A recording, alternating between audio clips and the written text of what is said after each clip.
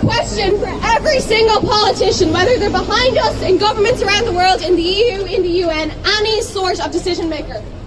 We want to know that if in 10, 20, 30, 40, even 50 years, they will be able to sit a child down and explain why the world has become unlivable, why half of the species have gone extinct, and why we don't have rainforests anymore. What would they say to that child? I want to ask them to explain why they put profit before the earth, explain that the rainforests are gone, that 500,000 people are dying every single year because it just wasn't possible. Because the technology to save that child's future and well-being existed, but we couldn't put it into place because it was too radical, because the companies were lobbying, because it wasn't politically possible. I want them to be able to stand up and defend what they are doing, to be able to say that they tried their best, and do you know what? They can't say that. They can't defend it. We want them to genuinely be able to say that, oh, we tried our best, but they didn't, and they know that they are not trying their best. This entire strike movement is about having a future. It literally comes down to us wanting to have a planet that we can live on in the future. It comes down to us not wanting to be complacent. We won't have to explain to our kids that we couldn't do anything because we did do something. We came out onto the streets and we will continue to do that because we will not stand by like the ones in power are currently doing. The declaration of a climate emergency. Brilliant for public image, not so brilliant for the planet unless you actually do something about it. The declarations of an emergency in the UK, here and now Canada mean something else. They mean our governments are no longer ignorant. They are well aware of what's happening. They are well aware of this happening. They have recognised it, yet they still refuse to take concrete plans. We know this is happening, yet those in power are still standing back until something gives them the push to do what needs to be done, and that push is us. Our Taoiseach referred to our new climate action plan as a nudge in the right direction. We don't need a nudge, we need a shove.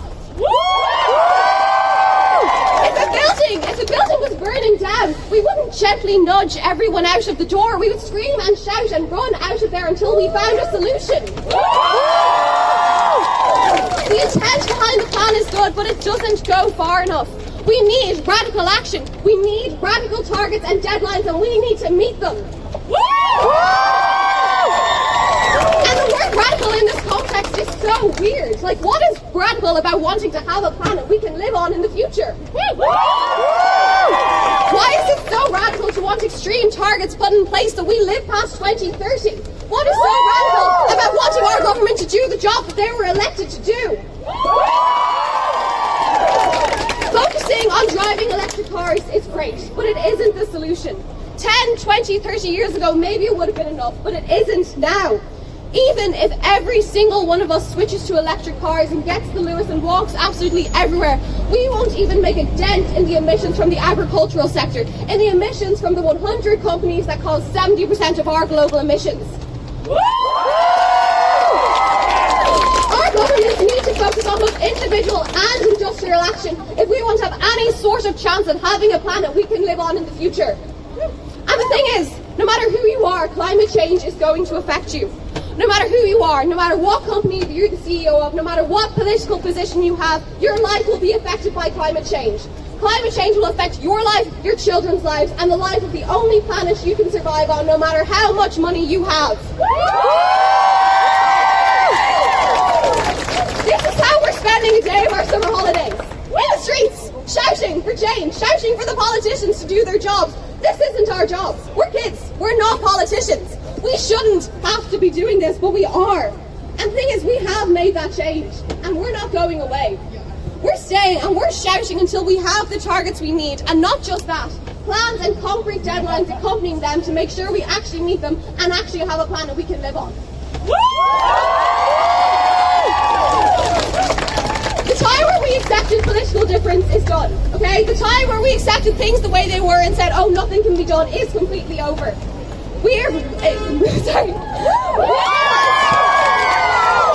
realised our futures aren't safe, and we're going to continue fighting for them. In a few years, we'll be voting and we'll be able to sit in their seats that they're currently sitting in now, and we will make change.